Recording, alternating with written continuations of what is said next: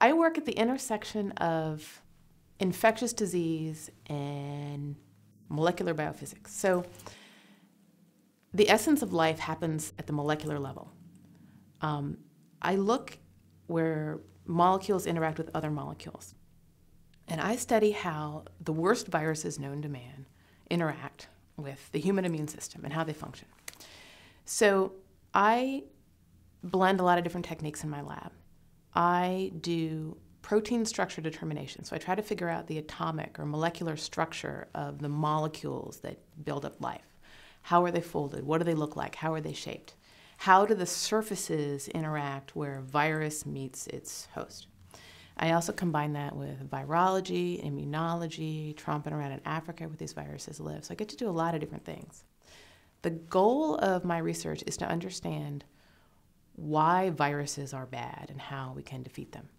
The viruses that I work on are called hemorrhagic fever viruses because they all cause what's called hemorrhagic fever, high fever, leakage of blood.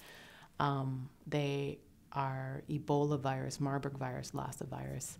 They can be up to 90% lethal in just a couple of weeks. So they're the worst viruses known to man.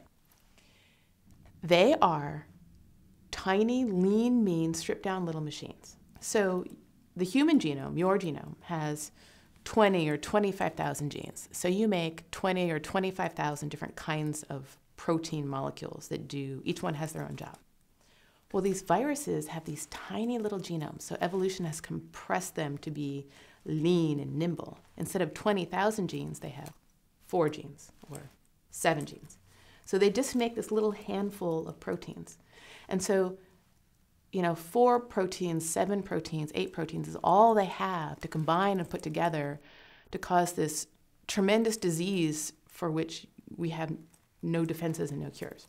So the goal of my research is to understand how these few very specialized molecules work together to make this virus and make this virus pathogenic, how the human immune system responds, and how we can design drugs or vaccines or antibodies to stop the virus in its tracks.